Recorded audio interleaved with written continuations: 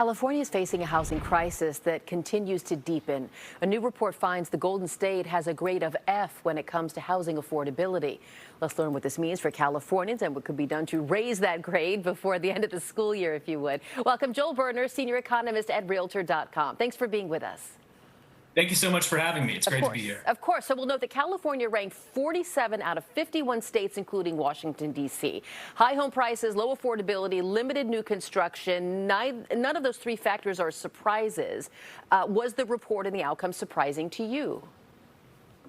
No, we kind of saw what we expected to see with California, making up about 12% of the U.S. population, but only building about 7% of the homes in the U.S. It led to this ranking of an F.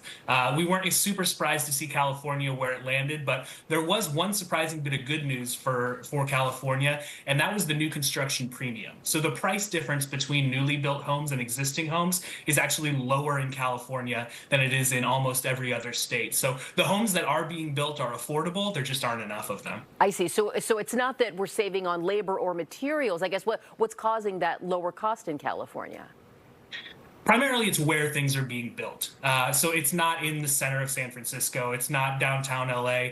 It's kind of in the exurbs of the major metropolitan areas in the state. So that's a big piece of it. That affordable inventory has to go somewhere for people to be able to live in homes in California. And so what we're seeing is that kind of on the outskirts of the cities is where this building is happening. And it's a great development, but it just needs to continue. Yeah, I mean, it's stunning. You know, we live here in the Bay Area. You take a drive down I-5 to get to Los Angeles. You see wide open spaces all around you, and you think, wow, you know, could some of this be housing? There's another common thread you found. States with stricter zoning and land use regulations, including ours as well as New York and Massachusetts, received all the D and F grades here. Tell me about a push to loosen some of those regulations. Absolutely. So zoning, I'll say first, is not an inherent evil. There's nothing wrong with zoning necessarily. It makes cities grow in a predictable, orderly way, which is good. But sometimes it gets in the way. And sometimes folks that, might be called NIMBYs push for policies like minimum lot sizes, parking requirements, and other things that slow down the ability to build, especially building multifamily housing.